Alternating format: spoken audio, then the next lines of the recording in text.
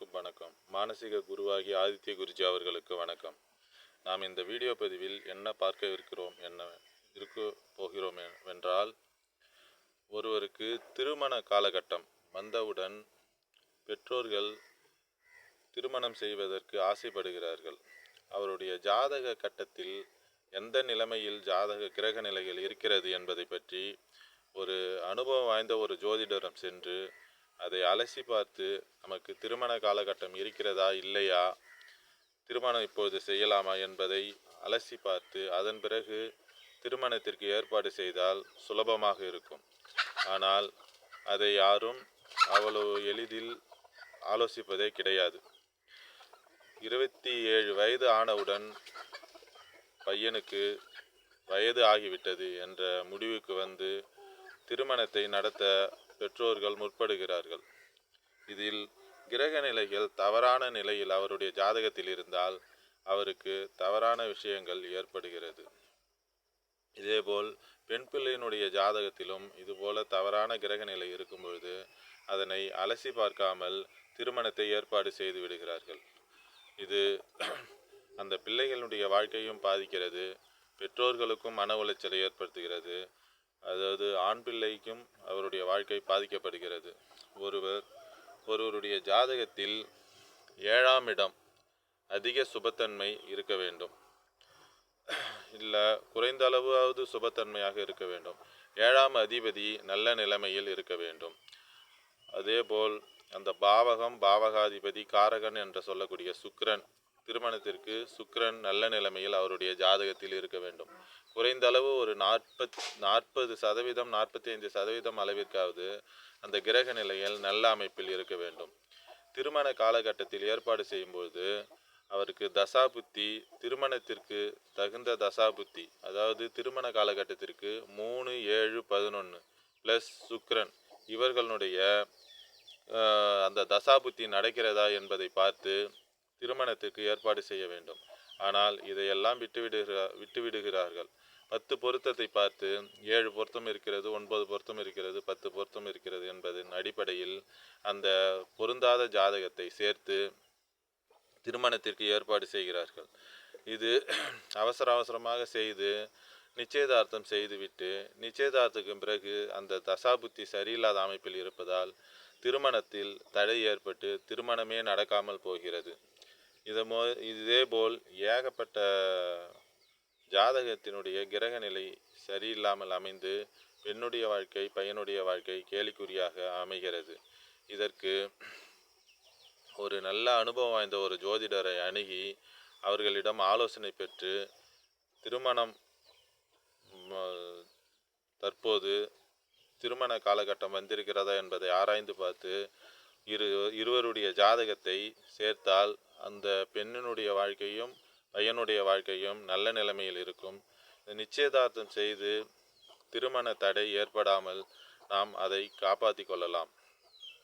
ஒருவருடைய ஜாதகத்தில் 7ஆம் பாவகம் 7ஆம் பாவகாதிபதி 6ஆம் அதிபதியோடோ 8ஆம் அதிபதியோடோ அவர்களுடைய தொடர்பில் இருக்கவே கூடாது. அப்படி இருந்தால் அந்த அதாவது நிச்சயதார்த்தம் செய்தோ இல்லை நிச்சயதார்த்தத்துக்கு முன்னாடியோ திருமணத்திற்கு முன்னாடியோ இந்த ஜாதகத்தை சேர்த்து வைத்தோம் என்றால் அதில் திருமணத்தில் ஒரு பிரச்சனையை ஏற்படுத்துகிறது. 8ஆம் அதிபதி 7ஆம் இடத்தில் இருந்தாலும் சரி, அல்லது 8ஆம் அதிபதி 7ஆம் இடத்தில் இருந்தாலும் சரி, 6ஆம் அதிபதி 7ஆம் இடத்தில் இருந்தாலும் சரி, 7ஆம் அதிபதி 8ஆம் அதிபதியோடு தொடர்பிலையோ அல்லது சேர்ந்தோ இல்லை பார்வையிலையோ, அல்லது 7ஆம் அதிபதி 6ஆம் அதிபதியினுடைய தொடர்பிலையோ, சனி செவ்வாய் ராகு கேது இவர்களுடைய பாவகிரகங்களுடைய தொடர்பில், இல்லை அமாவாசை சந்திரன் இவர்களுடைய தொடர்பில், 7ஆம் அதிபதி சுக்கிரன் இதுபோல் அமைந்திருந்து அந்த திருமண காலகட்டத்தில் நிச்சயதார்த்தம் செய்யும் போது காலகட்டத்தில் சரியில்லாத தசாபுத்தி நடக்கும்போது, அதாவது சரியில்லை என்றால் பாவத்துவமான தசாபுத்திகள் நடக்கும்போது நிச்சயதார்த்தம் செய்தால் கண்டிப்பாக அந்த நிச்சயதார்த்தத்துக்கு பிறகு ஏற்படக்கூடிய திருமணம் தடை ஏற்படுகிறது. இது ஏகப்பட்ட ஜாதகத்தில் நான் பார்த்து அலசி இந்த வீடியோ பதிவினை உங்களுக்கு போடுகிறேன். இந்த ஜாதகத்தில் அதனை பற்றி ஒரு விளக்கமாக அந்த ஜாதக வீடியோ பதிவில் பார்ப்போம். அதாவது அதாவது விருச்சிக லக்கணம். விருச்சிக லக்கணம் என்றால் அதற்கு நேர் எதிரே, விருச்சிக லக்கணம் என்பது 1ஆம் இடமாகும். அதற்கு நேர் எதிரே என்று சொல்லக்கூடிய 7ஆம் இடம்தான் திருமணத்தை குறிக்கக்கூடிய பாவகமாகும். அந்த 7ஆம் பாவகம் என்று சொல்லக்கூடிய சுக்கிரன், செவ்வாய், இந்த லக்கணத்திற்கு 6ஆம் அதிபதி என்று சொல்லக்கூடிய செவ்வாய், இந்த செவ்வாயோடு சுக்கிரன் 8ஆம் வீட்டில், 8வது வீட்டில் சுக்கிரனோடு சேர்ந்து 7ஆம் அதிபதி செவ்வாய், ஆறாம் அதிபதியோடு 7ஆம் அதிபதியான சுக்கிரன் 6ஆம் அதிபதியோடு செவ்வாயோடு சேர்ந்து 8ஆம் இடத்தில் இருந்தால் இவருக்கு திருமணத்தில் அதாவது தாமதம், பிரச்சனைகள் ஏதாவது ஏற்பட வாய்ப்பு 75% 90% வாய்ப்பு உண்டு. அதேபோல் 8ஆம் அதிபதின்னு சொல்லக்கூடிய புதன் 7ஆம் இடத்தில் வந்து அமர்ந்தால், இதுபோல் 8ஆம் அதிபதி 7ஆம் இடத்தில் அமர்ந்தால் திருமணத்தில் பிரச்சனையை ஏற்படுத்தும் வாய்ப்பு உள்ளது. லக்கணத்தில் சனி நேர் எதிரே 7ஆம் பாவகத்தை கெடுக்கும். இதேபோல் இருந்தாலும் திருமணத்தில் பிரச்சனை ஏற்படுவதற்கான வாய்ப்பு உண்டு.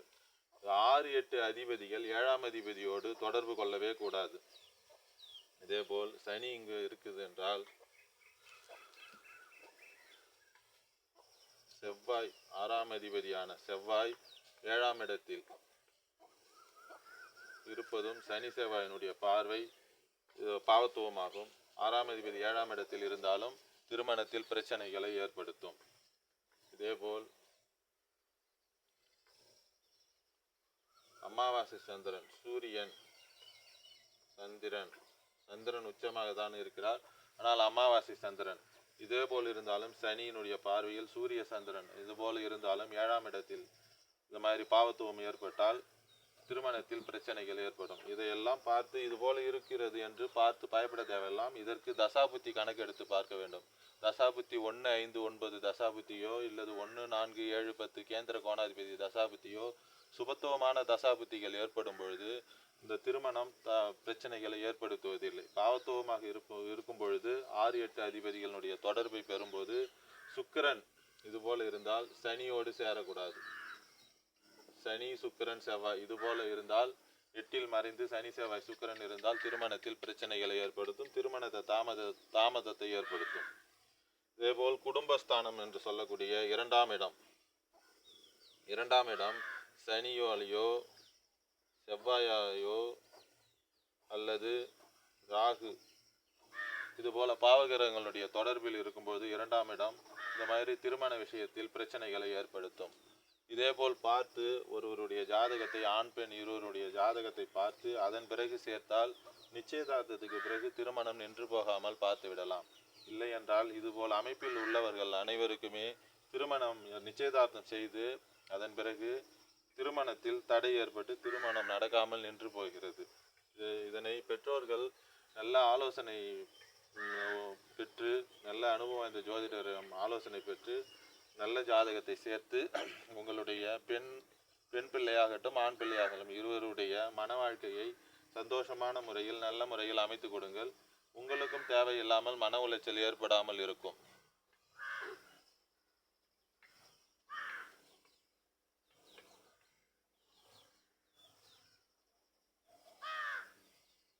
விருச்சிக லக்கணம் என்றால் லக்னாதிபதி லக்கணம் பாவத்துவம் அடையக்கூடாது.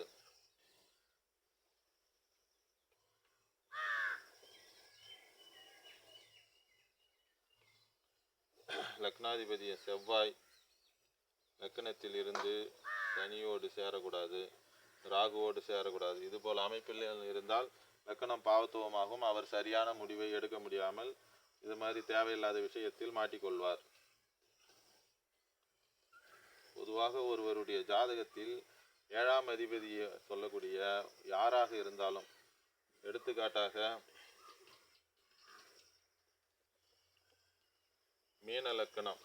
மீன லக்கணத்துக்கு 7ஆம் அதிபதின்னு சொல்லக்கூடிய 7ஆம் பாவகத்தின் அதிபதின்னு சொல்லக்கூடிய புதன் 8ஆம் இடத்தில் மறைவது தப்பு.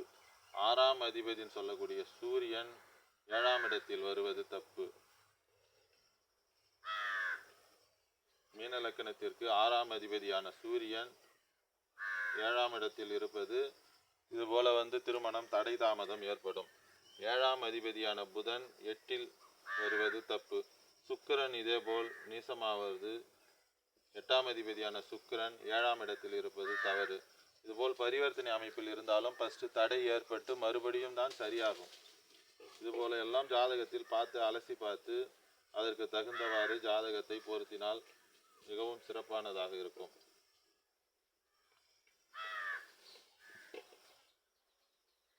ஒருவருடைய ஜாதகத்தில் 6-8 அதிபதிகளோடு 7ஆம் பாவகம் தொடர்பு கொள்ளக்கூடாது. ஒருவருடைய ஜாதகத்தில் 7ஆம் பாவகத்தோடு 6ஆம் அதிபதியோ 8ஆம் அதிபதியோ தொடர்பு கொள்ளக்கூடாது. சுக்கிரன் பாவத்துவம் அடையக்கூடாது.